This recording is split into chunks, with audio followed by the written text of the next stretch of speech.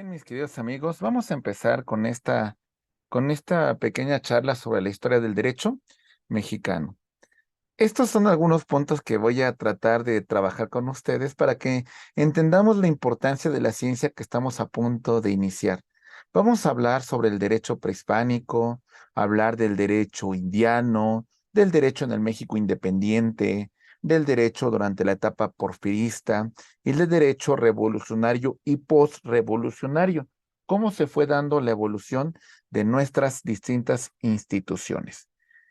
Vamos a abarcar distintos periodos históricos y, por ejemplo, la época prehispánica la podemos datar de 1200 antes de Cristo con la cultura olmeca y vamos a llegar a su conclusión para 1917. Y principalmente podemos decir que la caída se va a dar durante este periodo de 1517 a 1521, cuando los españoles pues logran tomar la gran urbe, la gran ciudad de México, Tenochtitlán.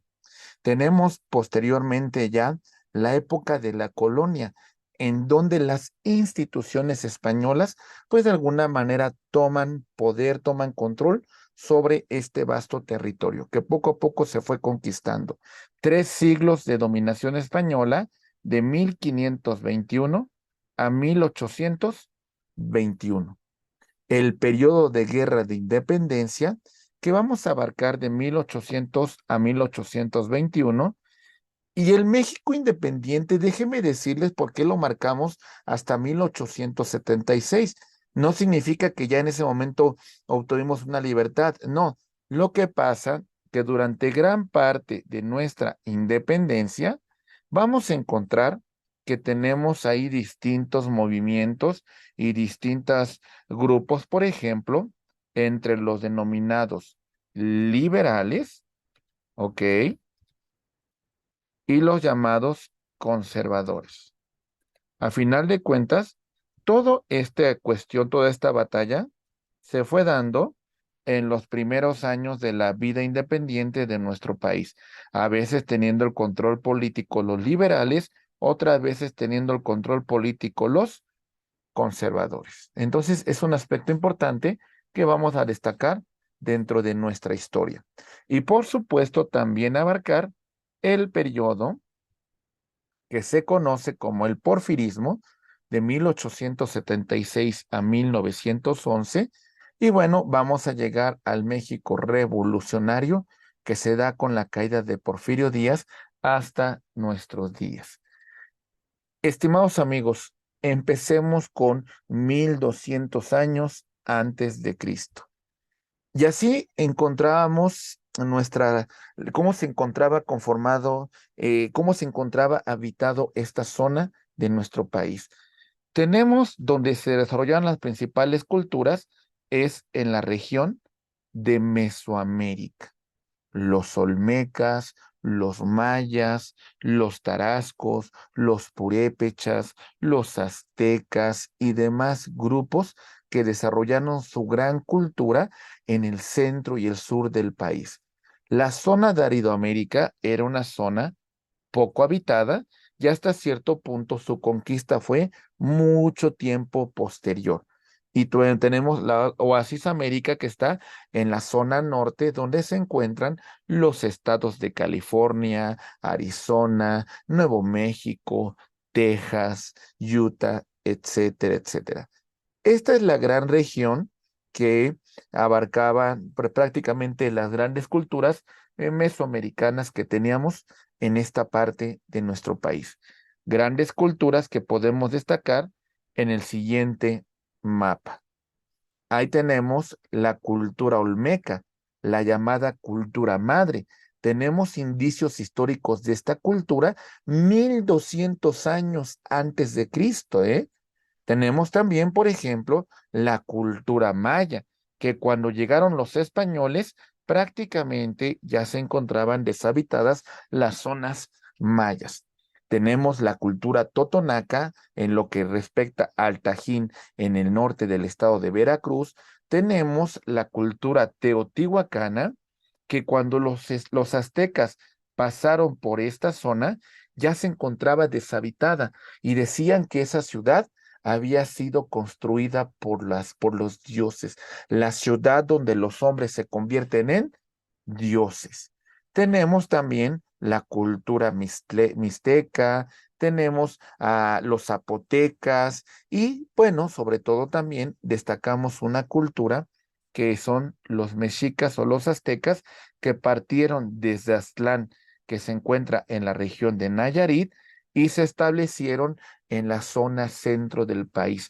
Construyeron su ciudad en el lugar donde su dios Huitzilopochtli, ataviado y vestido como guerrero, les dijo que en ese lugar fundaran su ciudad, donde se encontrara un águila devorado, una serpiente parada en un nopal.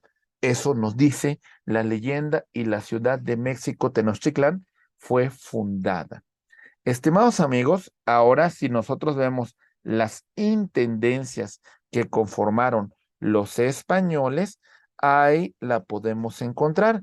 La principal intendencia, sin lugar a dudas, fue la de México.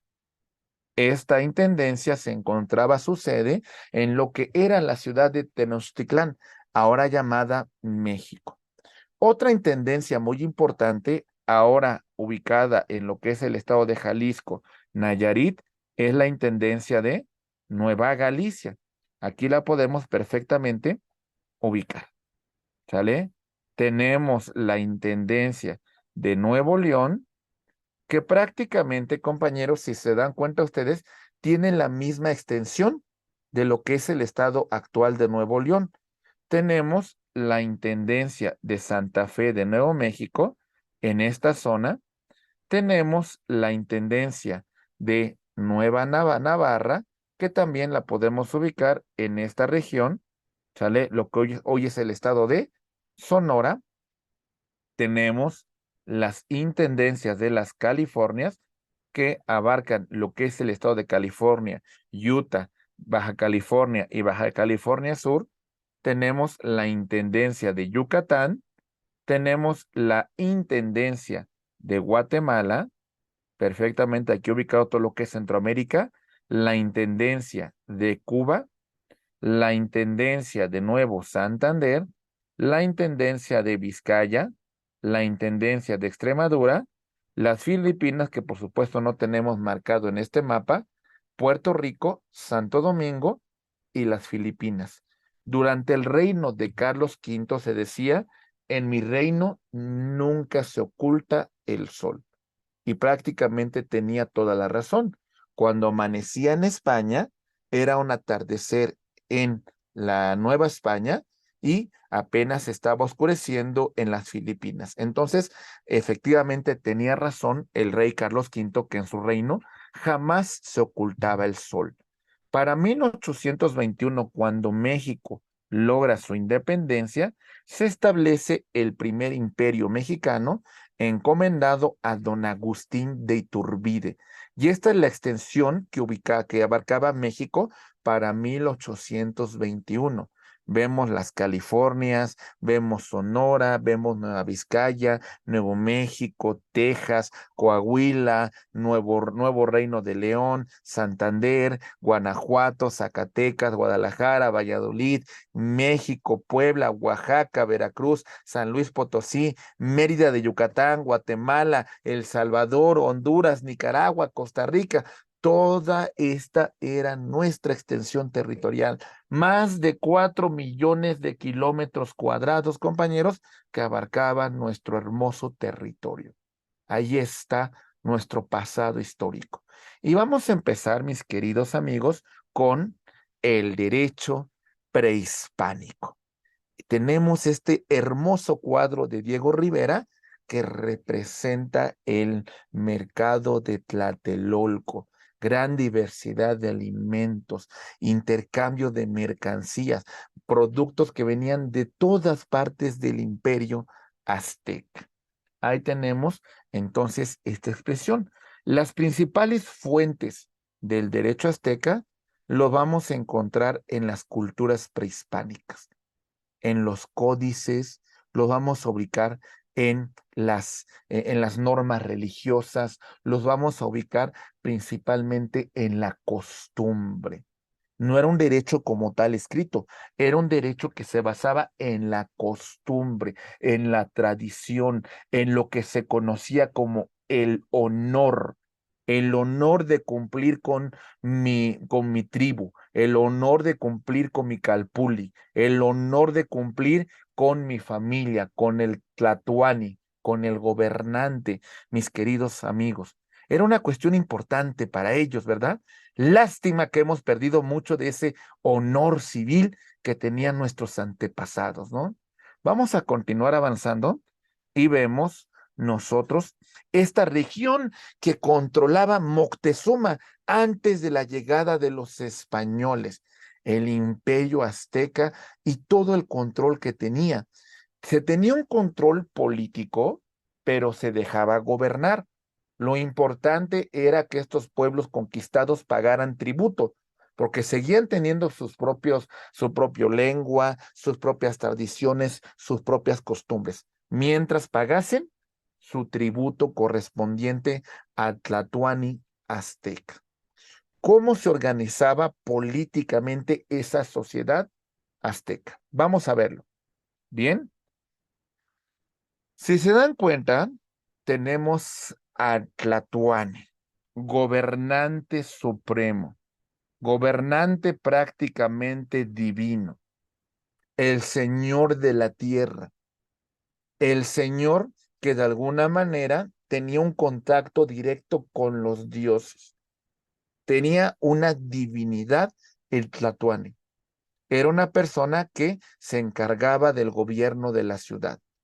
El Tlatoani no gobernaba solo, se apoyaba de el Cinhuacoltl, jefe de gobierno, ayudante de Tlatoani, su principal asesor, quien se encargaba del impuesto, quien se encargaba de las contribuciones, era este personaje llamado Tepucanetzete, el tesoro real, los tributos que llegaban al Tlatoani.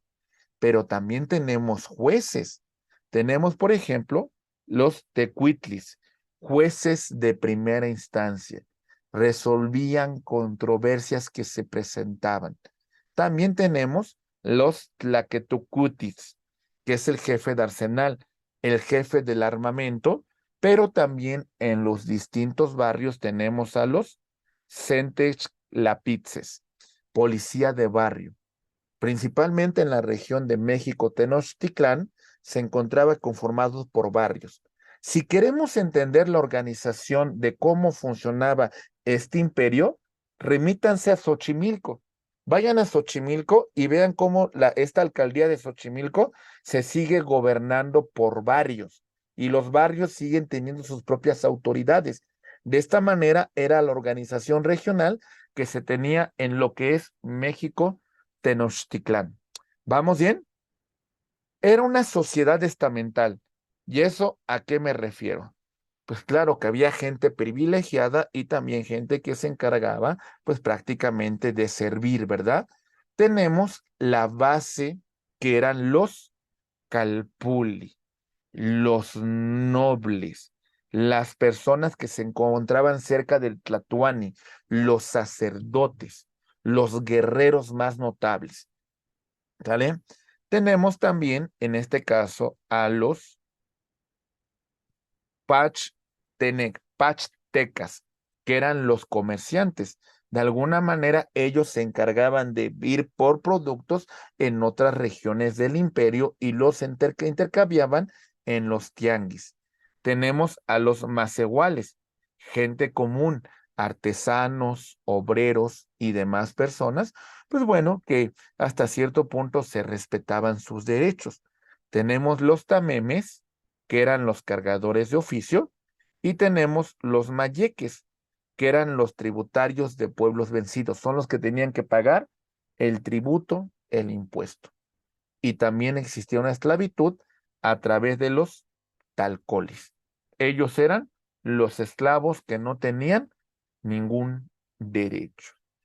El comercio fue una actividad importante, fue una actividad en la cual se hacían distintos intercambios de mercancía. El principal mercado lo tenemos en Tlatelolco. Se vendían distintas mercancías y el principal contrato que se suscribía para intercambios de mercancías es lo que se conoce con el nombre de el trueque. En este punto vemos que el comercio era realizado por un personaje que se llama Pochtecas, que también existían jueces y administradores en esta actividad comercial que se realizaba, porque era una sociedad perfectamente organizada. Inclusive a la distancia, cuando los españoles vieron la gran ciudad de México, Tenochtitlán, vieron una ciudad blanca, transparente, y muchos de los soldados españoles habían estado en Roma, habían estado en Sevilla, habían estado en Salamanca, habían estado en Constantinopla, y todos ellos llegaron a la conclusión que no habían visto ciudad mejor ataviada, ciudad más hermosa, ciudad más limpia que la Ciudad de México, Tenochtitlán. Esa era la percepción que tenía el conquistador cuando vio a esta hermosa ciudad, México, Tenochtitlán. Estimados amigos, tenemos también otra actividad muy importante que era la educación.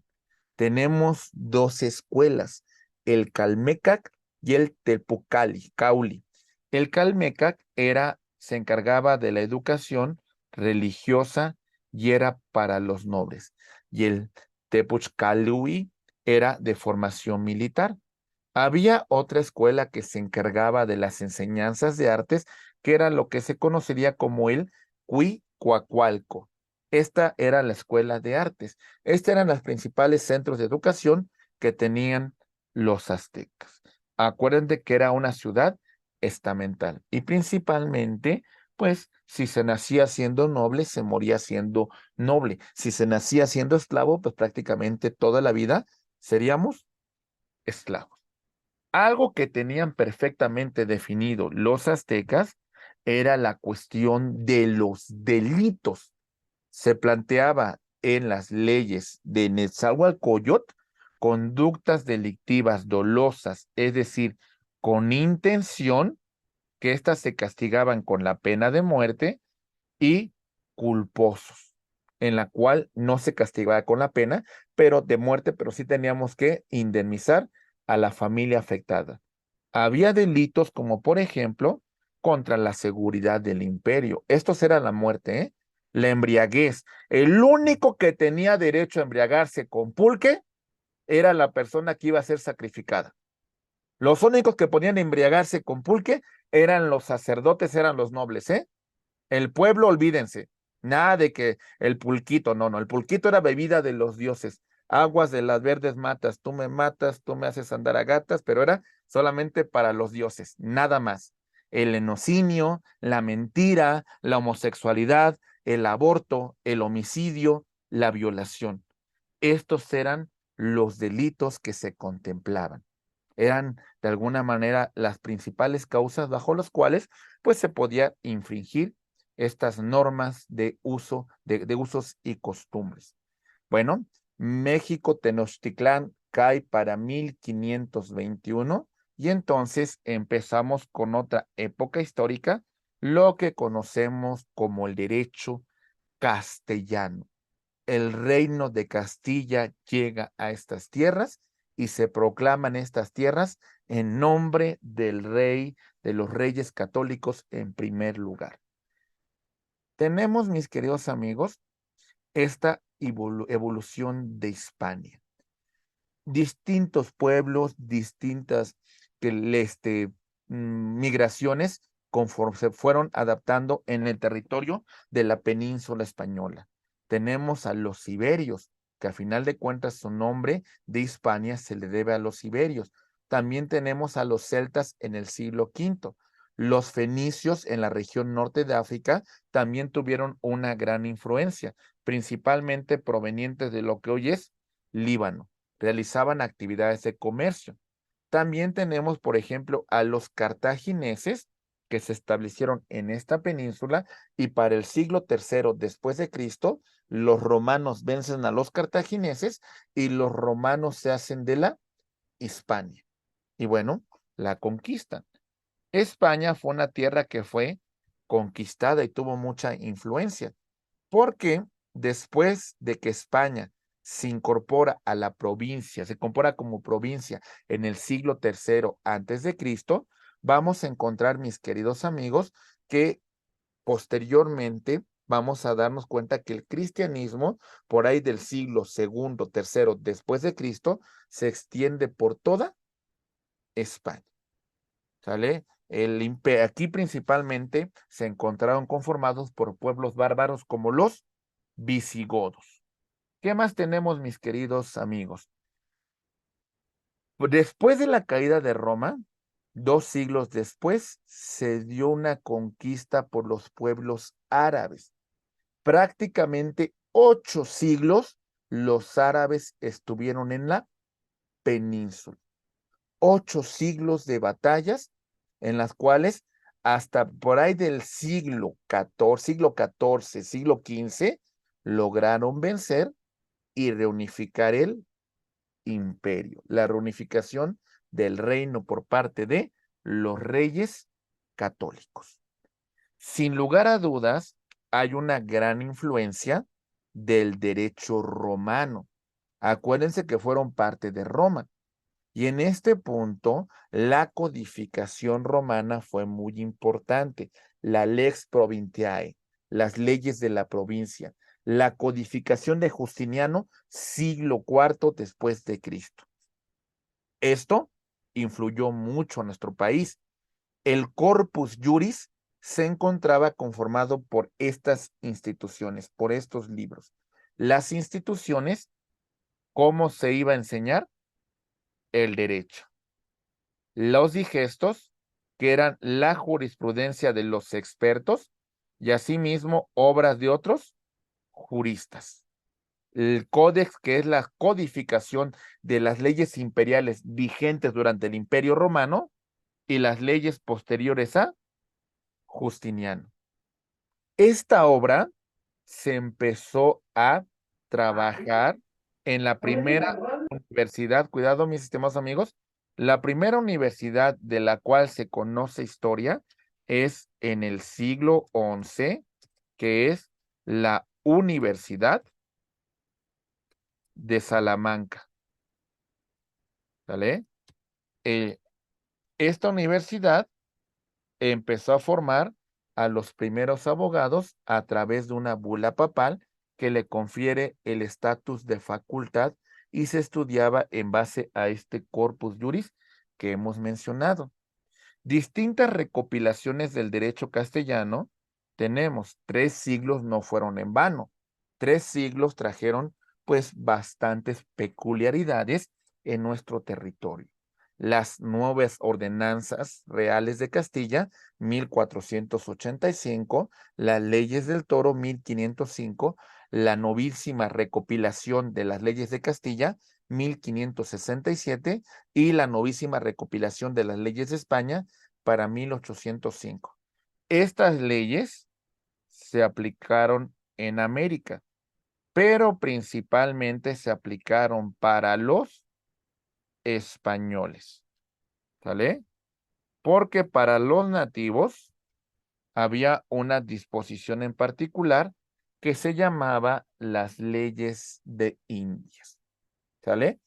¿Cuál es el fundamento normativo bajo el cual los españoles sustentan el dominio de estas tierras? ¿Cuál es? Ahí va. Sustento normativo. Primero, las capitulaciones de la Santa Fe. Crisóforo Colombo, ese es su nombre real. Castellanizado, Cristóbal Colón, acude con los reyes de España, ¿sale? Los reyes católicos, y se compromete que las tierras que conquiste, las tierras que descubra, se van a descubrir a nombre de la corona española. Este es el fundamento, en primer lugar, que justifica, mis queridos amigos, el tema de la conquista de estas tierras. ¿Vamos bien? Ok. Después, también tenemos otro fundamento normativo, que son las bulas alejandrinas, en la cual el Papa Alejandro IV, bajo la fe de Dios o la voluntad de Dios según él, reparte todo el continente entre dos reinos, entre el reino de España, que le reparte gran parte del territorio, y esta región que se lo reparte a los reyes de Portugal, a través de las bulas alejandrinas, las bulas papales. El Papa Alejandro IV dice, la Regium Patronatum, todos los indios y todas las personas nativas que ustedes verifiquen en estos territorios tienen la labor de evangelizarlos, tienen la labor de convertirlos a la fe de Dios. Esa fue una instrucción que se tenía en el Regio Patronato, la cuestión de la evangelización. También tenemos las leyes de Burgos, que eran normas jurídicas que se implementaban en España y que se iban a aplicar en los territorios conquistados. Y las nuevas leyes como leyes de Indias, que de alguna manera eran las normas que iba a regir a los habitantes de estos tierras, de estos pueblos conquistados. Muy bien. Instituciones jurídicas que sirvieron para tener el control político de este territorio, ¿cuáles son? Ahí van. Bueno, no solamente de ese territorio, de todos los territorios en ultramar que tenía España. Tenemos, primero, la capitulación. A ver, mis queridos amigos, todas las tierras que conquisten, todas las tierras que no se conozca dueño, en ese momento se van a designar a nombre de la corona de Castilla. ¿Sale? A nombre de los reyes. Empezamos con eso. Todas las tierras que conquisten. La hueste, la obligación de la evangelización, la obligación de la formación espiritual de estas personas. Y no por buena voluntad, si no obedecían inclusive hasta la pena de muerte. Ah, y también otra cuestión, a los conquistadores el repartimiento la encomienda. Determinados indios a tal conquistador, determinado número de indios a tal conquistador, determinado número de indios a tal conquistador. Entonces ahí es donde se empezó a dar el control político de estas tierras. Y la justificación pía, ¿verdad? Ay, somos los españoles buenos porque venimos a quitarle los demonios que tienen y venimos a evangelizarlos. Esa fue la justificación de la conquista en unos primeros años, ¿eh? Ahí están las instituciones. No lo digo yo, esas son las instituciones jurídicas que se tenían en ese momento. Mis queridos amigos, tenemos también el denominado sistema jurídico indiano, el que se aplicaba en los territorios de ultramar, porque de alguna manera se empezó a hablar que tenían alma. Se dijo que eran hijos de Dios. Se dijo que requerían tener normas especiales para ellos y normas pías, normas que de alguna manera también protegieran sus derechos.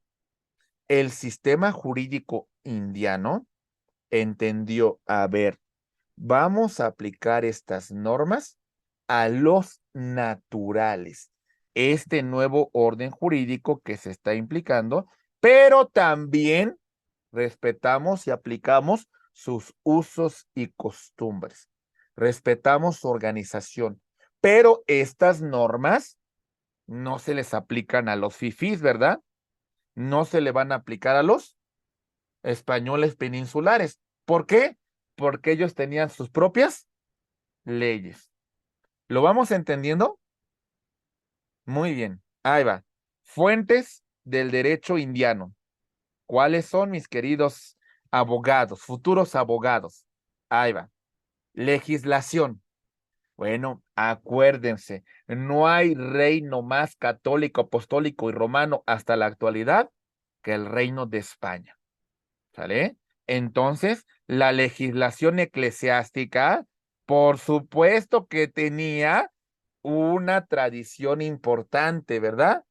Los cánones conciliares, la evangelización de los indios, de los naturales, como ellos llamaban. Ah, pero también había constituciones sindicales, artes u oficios a través de los gremios. Las consuetas, que eran organizaciones de indios que de alguna manera iban a regirse por los usos y costumbres del lugar donde se constituían. Había legislación local, principalmente basada en tradición, usos y costumbres, que era un elemento muy importante que se aplicaba. No solamente las leyes españolas, sino también se entremezclaban con las diversas normas que tenían los pueblos originarios. Muy bien. Tenemos también la jurisprudencia, que eran los comentarios que realizaban los jueces, que realizaba el justicia mayor, que realizaba el rey, que realizaban los abogados, los jurisconsultos que interpretaban la norma, los principios generales del derecho que buscaban equidad, que buscaban justicia y un bien común. Había costumbres, se clasificaba en tres: la costumbre criolla, que eran hijos de españoles nacidos en América; la costumbre indígena de los pueblos originarios; y la costumbre metropolitana, la que venía allá de España. Y por supuesto, la literatura jurídica. Recuerden que había un invento que era muy reciente en Europa, la imprenta, por Johannes Gutenberg. Y en este punto, mis queridos amigos, muchas obras que venían de Europa se conocieron en América. Es más, les invito a que visiten una biblioteca bien bonita si tienen la oportunidad de venir. Es la que yo he visto más completa, ¿eh? Si van a la ciudad de Puebla, atrás de la Catedral de Puebla se encuentra la Biblioteca Palafoxiana, que tiene libros de la época y es una biblioteca que se conserva como estaba en el siglo XVI, siglo XVII. Si tienen la oportunidad de ir a la ciudad de Puebla y visitar la Biblioteca Palafoxiana, por favor, es una ventana a la historia muy importante. Visítenla, mis queridos futuros abogados. Muy bien, ahí va. Recopilación de las leyes de Indias, las leyes que se legislaban en España y que iban a tener aplicación en todos los territorios de ultramar, la justicia indiana. Si algo hay que reconocerle a algunos reyes como Carlos V, que empezaron a entender que tenían que respetarse los usos y costumbres de los pueblos y que había que crear tribunales y leyes especiales. Por eso la justicia indiana tenía distintas jurisdicciones y había tribunales ordinarios generales, así como extraordinarios, pero solamente aplicable para los originarios, para los nativos, no para los criollos, no para los españoles. Y es más, les voy a decir un dato histórico bien importante, mis queridos abogados. ¿Sabían ustedes que las leyes, en este caso el Tribunal de la Santa Inquisición, no tenía jurisdicción contra los nativos? No tenía ninguna jurisdicción con nativos, ¿eh? El Tribunal de la Santa Inquisición solamente tenía jurisdicción con españoles y con criollos, ¿eh? No con nativos. Mis queridos abogados, vemos nosotros las intendencias, por lo menos de lo que se conocía como la Nueva España. La Real Ordenanza de Intendentes de 1786 hablaba de que iban a estar encomendados por gobernadores que eran nombrados directamente por el rey. Ejercían funciones de justicia, de policía, hacienda y guerra. ¿Saben cuál era lo que no le gustaba a los españoles criollos? Que solamente los españoles peninsulares podían ocupar estos cargos. Y eso, por supuesto, que no les gustó a los españoles criollos, que sentían pues que ellos también tenían derecho a ser gobernantes, ¿verdad? Muy bien. Rápidamente cae. Empezamos con la cuestión de la revolución, de la guerra de independencia, empezando con 1808, y vamos a ver periodo histórico 1812, 14, 21, 22, 24, así hasta llegar a nuestros días. De forma muy general, vamos a destacar todo este periodo. ¿Por qué mencionamos en primer lugar 1808? Ahí les va. Algo ocurría en España. Este personaje histórico llamado Napoleón Bonaparte, de alguna manera tenía conflicto con los ingleses. Y lo que quería Napoleón Bonaparte es lo siguiente. Y permítame. Ahí va. Napoleón Bonaparte pretendía lo siguiente. Ahí va. Quería que los reyes de España le dieran permiso de pasar por su territorio con su ejército para llegar a Lisboa y bloquear comercialmente a los británicos. Ese era el acuerdo que tenía en un primer lugar Napoleón Bonaparte. Este acuerdo lo celebró con un asesor del rey llamado, ¿cómo se llamaba este cuate? Bueno, ahorita lo recuerdo. Los reyes que estaban en España, Manuel Godoy, perdón. Los reyes que se encontraban en España era Carlos IV. Si lo quieren conocer, tenemos una estatua muy famosa de él en el centro de la Ciudad de México, compañeros. La estatua de Caballito es en honor al rey Carlos IV. Y tenemos a su hijo, Fernando VII, uno de los peores reyes, de los peores en la historia de España. Si quieren ustedes que un español se enoje con ustedes, háblenle de Fernando VII. Es el peor rey que han tenido en su historia, ¿eh? Ya han tenido malísimos, ¿eh? Malísimos. Pero el peor de todos es, sin lugar a dudas, Fernando VII. Bien. Cuando Napoleón llega con estos reyes, ¿qué creen? Fernando VII estaba en contra de su padre, porque favorecía a Manuel Godoy. Y entonces Napoleón, nada tonto, en los acuerdos que celebró en Bayona, hace abdicar. A ver, lo primero que hace es, le da el cargo del rey a Fernando VII. Después, en Bayona, lo hace abdicar en favor de su padre Carlos IV. Y después hace abdicar a Carlos IV para designar como rey, ¿a quién se imaginan? A su hermano José Bonaparte es nombrado rey de España. Y entonces Francia tiene una gran injerencia en el reino español y se establece el Estatuto de Bayona, que es el que declara a José Napoleón Bonaparte como rey de España. ¿Sale? Rey de España y de alguna manera, así como de sus territorios de ultramar. Rey de las Españas y de sus Indias. Cuando llega esa noticia a América, mis queridos amigos, ¿saben a quién le llamaban mal gobierno? ¿Saben a quién querían que no gobernara? No a la Casa Real Española, sino a los franceses que habían usurpado la corona. Estaban en contra de ellos.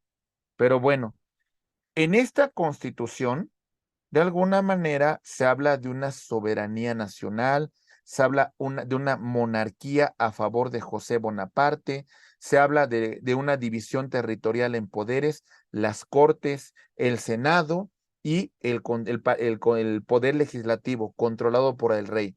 Se habla de fueros, se habla de abolición de la tortura, se habla de religión, libertad de culto, pero única religión oficial es la católica.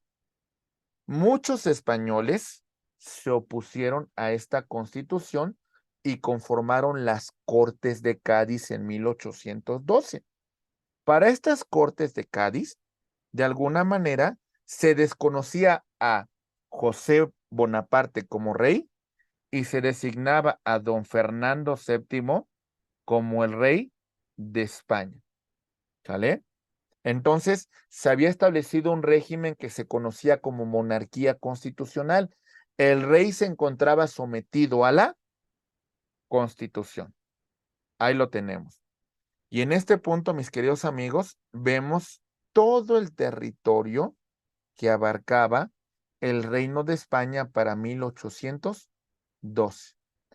Todo el territorio en las Américas, todo el territorio en África, todo el territorio peninsular, gran región de Europa, en las Filipinas y en algunas islas del Pacífico. Un control político muy importante. Bueno, para 1812 no solamente había esa Constitución de Cádiz, sino también tenemos que en 1812 Ignacio López Rayón en Zitácuaro establece los elementos constitucionales de 1812. Ya hablaba de una independencia de España. ¿Cómo se le conocía a nuestra patria? No se le conocía como México, se le conocía como América Septentrional y se hablaba de esa independencia. No estuvo tan de acuerdo Morelos con ese documento constitucional y para 1814, basado en su obra Sentimientos de la Nación, se establece el decreto constitucional para la libertad. Ahora sí, por primera vez nuestra patria tiene su nombre, la libertad de la América Mexicana, proclamada el 22 de octubre del año de 1814 por el siervo de la nación. Después de esta fecha, es capturado Morelos y es fusilado en San Cristóbal, Ecatepec. De 1814 a 1821, prácticamente no ocurrió nada, mis queridos abogados. 1814 a 1821, cualquier movimiento de independencia, pues quedó en el olvido. ¿Sale? Seguía habiendo grupos revolucionarios, principalmente en la región de lo que hoy es el estado de Guerrero. Ahí tenemos a dos personajes, Guadalupe Victoria y tenemos a Vicente Guerrero. El virrey de Apodaca encomienda a uno de sus mejores hombres a combatirlos. Ese hombre había tenido muchas batallas importantes y había ganado. Ese hombre se llama don Agustín de Iturbide. Y Agustín de Iturbide entendió que ya era el momento de la independencia y se alía principalmente con Guerrero en el abrazo de Acatempan, conformando lo que se conoce como el ejército trigarante, de las tres garantías.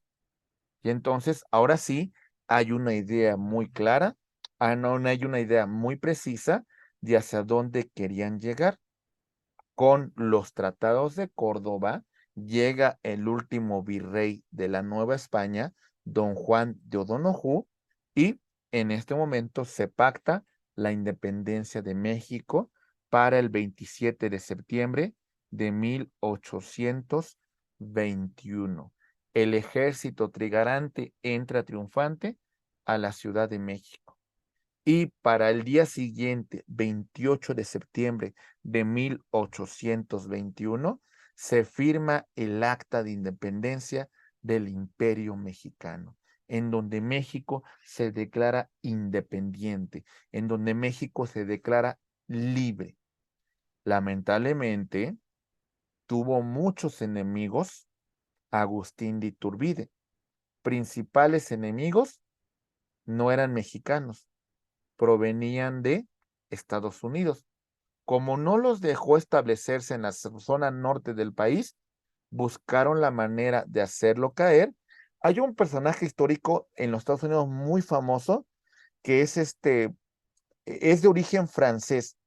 Les voy a buscar el nombre, pero hay varios libros que hablan sobre Poisson o Pauneda. Tiene un nombre ahí medio raro, pero es de origen francés. Él fue siempre embajador en México y siempre intervino mucho en la política mexicana. Y fue el que hizo caer el imperio de Iturbide cuando salió este personaje con otro personaje detestable de la historia que se llama, que le apodaban Su Alteza Serenísima. Su nombre es, ya lo conocemos, Antonio López de Santana. Cae Iturbide para 1823. Iturbide cae, sale al exilio, después regresa porque sabía que los españoles querían reconquistar el territorio, es tomado preso en Tampico, es llevado preso a Nuevo León y es fusilado en un municipio que hoy tiene su nombre, Iturbide, Nuevo León. ¿Sale? Ahí terminó el Imperio Mexicano. Y ojalá algún día se le reconozca la labor tan importante que hizo don Agustín de Iturbide en nuestra historia. Para 1824, octubre de 1824, se firma la primera Constitución Federal que estaba conformada por liberales y conservadores.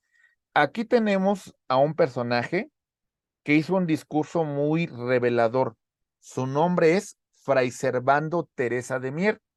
Dijo que con tristeza veía que si México adoptaba el federalismo, México perdería gran parte de su territorio.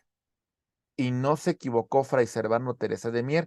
Con la conformación de esta constitución, Centroamérica se separa para ya no volver a... Pues tenemos la independencia de Texas, tenemos la intervención norteamericana en nuestro territorio, tenemos la pérdida de más de la mitad de nuestro territorio nacional. Esta constitución dividía a nuestro país en 20 estados y 4 territorios y un distrito federal, la capital del país. Hablaba de una dependencia federal fiscal y militar para la recaudación de impuestos, la conservación del territorio nacional, la supremacía del poder legislativo por encima del ejecutivo y por encima del poder federal se encontraban los poderes de los estados. No hay derechos ciudadanos, gobierno federal débil, ineficaz, inestabilidad interna, los gobernadores con un gran poder, algunas provincias se declaran independientes, las primeras son las de Centroamérica, y después para 1835-1836 tenemos a Texas, hay un temor del centralismo, estas diputaciones centralistas toman fuerza, hay un regionalismo, no se hablaba de México, se defendía solamente un regionalismo. Pero bueno, para 1800, este es el territorio que tenemos en 1824. Da mucha tristeza verlo después porque vamos a ver que el territorio fue mutilado en más de la mitad del mismo. 1836, los conservadores toman fuerza y tenemos un personaje, don Antonio López de Santana. Antonio López Santana, el personaje más importante en ese momento en la historia de México. Un control político con estas 7 leyes constitucionales, derechos de ciudadanos, supremo poder conservador. Este poder se encontraba por encima de los otros poderes. Congreso de senadores, diputados, elección presidencial, organización judicial, la división territorial de México, no en estados, sino en provincias, y las facultades que tiene el Congreso para reformar la Constitución. Para estos años, mis queridos amigos, tenemos que Texas declara su independencia con la promesa de que no se volviera a incorporar, no se incorporara a Estados Unidos, se declara independiente Texas. Al año siguiente, Texas se incorpora a Estados Unidos.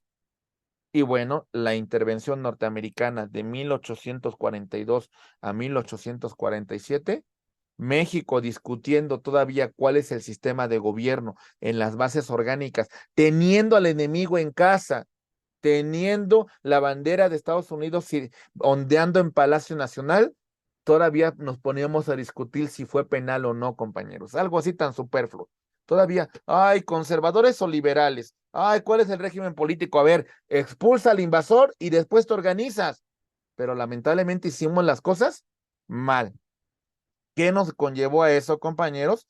Pues Santana fue derrocado, Santana vende más de la mitad de nuestro territorio nacional, en los Estados Unidos, pues de alguna manera en el acta de reforma se ve toda esta segregación territorial y ahora así está nuestro territorio a partir de 1847. Perdimos la Alta California, perdimos Nuevo México, perdimos Texas y todavía nos dieron la cara de tontos y pues hicieron una mal división territorial tomando como referencia el río Bravo.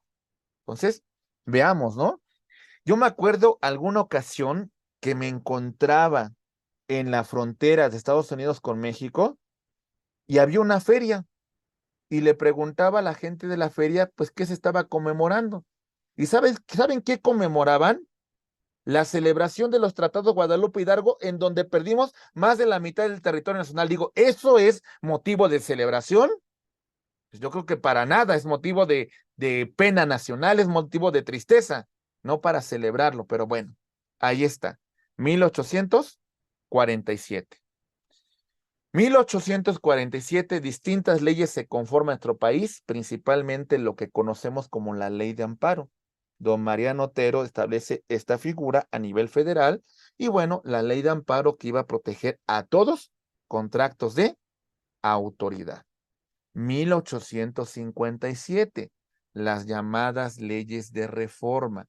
Ley Juárez, separación de iglesia y Estado, el registro civil, el tema del registro de nacimientos, el tema del registro de matrimonios, el tema del registro de defunciones. Tenemos la ley Iglesias, la ley Lerdo, que establecía un tema de un Estado laico, la ley Iglesias, que establecía también una cuestión de la supresión del fuero eclesiástico, y bueno, distintas leyes que se conocían como leyes de reforma, que marcaban el nacimiento de un Estado laico, de una separación del Estado con la Iglesia. Esta constitución fue de ideología liberal. Jurada el 5 de febrero de 1857, se establecieron garantías individuales. Constaba de 8 títulos y 128 artículos. Separación del Estado con la Iglesia. México se dividía en 25 estados, un territorio que era el de la California y el Distrito Federal, la sede de los poderes de la Unión. Así tenemos a nuestro territorio para el año de 1857. ¿Vale? Ahí está cómo se encontraba nuestro territorio. Algunos conservadores fifís, encabezados por un hijo de un prócer de la patria, llamado Juan Nepomuceno Almonte, hijo de José María Morelos y Pavón, junto con otros conservadores, van a Europa y llegan primero con Napoleón III, el cual les recomienda a Maximiliano de Habsburgo para que le ofrezcan la corona mexicana. Le cantan muy bonito todo, que el pueblo lo deseaba, que el pueblo lo quería, y Maximiliano, un hombre liberal, un hombre educado, vino a México pensando que era un emperador, que era amado, que era requerido por el pueblo. Se falsificaron firmas, por supuesto, ¿verdad? Casado con Carlota de Bélgica. Ahí la tenemos, el Segundo Imperio Mexicano de 1864 a 1867. 3 países en 1864 se reúnen: Reino Unido, España y Francia. ¿Por qué? Porque Juárez no tenía dinero. México había estado en muchas guerras. No había dinero para pagar las deudas que se tenían. Y entonces Juárez dice: lo siento, no podemos pagar, perdónenme, dejen que nos recuperemos. No estuvieron de acuerdo estas potencias y llegaron con sus tropas a nuestro país. A través de los tratados de la Soledad, firmados en el Teatro de la Soledad en la ciudad de Veracruz, se comprometió México a pagar la deuda. Quedaron satisfechos los ingleses y quedaron satisfechos los españoles. ¿Quién creen que no quedó satisfecho? Los franceses. Y los franceses se establecieron en nuestro territorio. Y bueno, en este punto se da la segunda intervención francesa. Hubo una primera intervención en 1840 con la llamada Guerra de los Pasteles, que se dio en Tacubaya, pero esto fue una segunda intervención. Para el 5 de mayo de 1863, se dice que las armas nacionales se han cubierto de gloria porque un ejército de indios de Zacapuazla y Martínez de la Torre derrotaron al mejor ejército del mundo. El 5 de mayo de 1863, las armas nacionales se cubrieron de gloria frente al mejor ejército. Ganamos una batalla, pero perdimos la guerra. Maximiliano llega a Veracruz y viene pensando que iba a ser bien recibido, pero prácticamente nadie lo recibió. Ahí empezó Maximiliano su travesía y se dio cuenta de su engaño. Ya después Maximiliano perdió el interés en gobernar y se dedicó más a cazar mariposas, a enamorarse de la India bonita, a conformar grupo de masones, etcétera, etcétera. Dejó de preocuparse de gobernar. Ah, pero tenía una esposa que sí quería gobernar. Carlota le apodaban la Roja, porque tomaba decisiones, porque establecía disposiciones normativas, porque creaba leyes. Carlota la Roja sí gobernó. Y déjenme decirles que muchos de los derechos laborales y reconocidos a los pueblos indígenas fueron durante este tiempo. Tan es así que muchos decían que realmente el verdadero Quetzalcóatl que había regresado era Maximiliano de Habsburgo. En 1867, pues los liberales ganan territorio, llegan a la ciudad de Querétaro y en el Cerro de las Campanas, Maximiliano de Habsburgo, Miguel Miramón y Tomás Mejía fueron fusilados. Se dice, la realidad es que Maximiliano no fue fusilado porque era masón grado 33 y se le perdonó la vida yéndose a vivir a un territorio que es El Salvador. En El Salvador dicen que un hombre culto, un hombre de origen austriaco, con un perfecto español, con las características de Maximiliano, llegó y se estableció en la casa de gobierno, con la promesa de nunca revelar su identidad. Continuamos con el periodo de 1867 a 1862, que se conoce como la República Restaurada. Juárez vuelve a tomar el control político del país. Pero lamentablemente, mis queridos abogados, para 1872, el 19 de julio, de una angina de pecho, en Palacio Nacional, don Benito Juárez García murió. Para ese mismo año se convocan elecciones. Lerdo de Tejada contra un personaje que había sido héroe del 5 de mayo. Su nombre es un comandante de Oaxaca, Porfirio Díaz Mori. Díaz pierde la elección y se alzan armas en contra de Sebastián Lerdo de Tejada. Y para el 10 de enero de 1876 lanza el plan de Tuxtepec, en donde desconoce a a Lerdo de Tejada. ¿Y saben cuál es la frase que decía Juárez, que decía Díaz? Sufragio efectivo, la no reelección. No quería que se volviera a restablecer porque decía que Lerdo de Tejada pues tenía prácticamente la designia del propio Benito Juárez. Entonces, para ese mismo año, el 6 de diciembre de 1876, don Porfirio Díaz se establece en el poder, iniciando un periodo de más de 30 años que se conoce con el nombre de el Porfiriato. Ahí está. En este periodo sí hubo un crecimiento económico, hay que decirlo. Sí se modernizó México, se construyeron ferrocarriles, se incentivó la industria, se empezó a crear la industria eléctrica, se descubrieron los primeros yacimientos de petróleo. México se modernizó. Lamentablemente, esto benefició a algunos cuantos. Orden y progreso. La capital del país, la ciudad de los palacios, grandes obras de teatro, la cultura afrancesada, aquí la tenemos. Pero lamentablemente este orden y progreso no llegó a todos.